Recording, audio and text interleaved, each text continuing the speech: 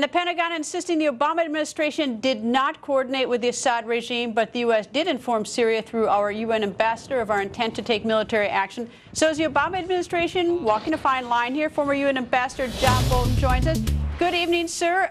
It's certainly, looking at the reports, doesn't look like President Assad of Syria is upset by what happened, because we just helped kill his enemy. Well, that's correct, but I think the difficulty here that the administration doesn't fully realize is that we've got multiple enemies sitting right next to each other, and certainly the strike against ISIS was warranted and long overdue, and presumably against Khorasan as well.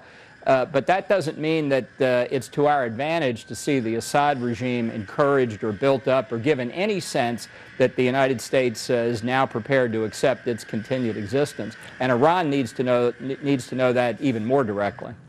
Well, what gave us permission to do this, or gave us, the justification, was the fact that, at least the White House is saying, is that Iraq invited us in to help, and that Iraq was being attacked by groups in Syria, meaning ISIS. We then, of course, went on to go after a group that's threatening us, which was not part of Article 51. But I'm curious if there's been any sort of backlash by the UN, whether or not that we were justified by Article 51.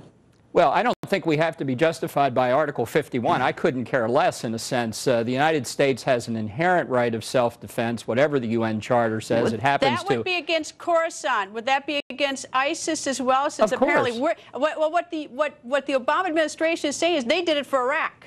Yeah, well, yeah, of course that's what they're going to say, because they don't want to be involved at all. They don't have their heart in it. The administration wishes they weren't going through this.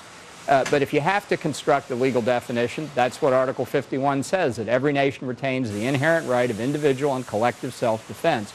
But the United States has a right of self-defense independent of the UN Charter. It didn't arise in 1945. Well, is it not significant that that we did get that there's a coalition of 5 Arab nations going alongside with us on this? Is that not hugely significant? Here's why it's newsworthy. Not that the 5 Arab nations joined us, but that we finally got off our posterior and joined them. They've been allied with the United States. I'm going to leave Qatar aside here for the second, but the other 4 have been tearing their hair out at the weakness and lack of focus on the threat that ISIS poses to them and to the United States and Europe. So I think they were delighted to fly with us, and they only wish they could have done it 6 weeks ago. Ambassador, thank you, sir. Thank you. And the Pentagon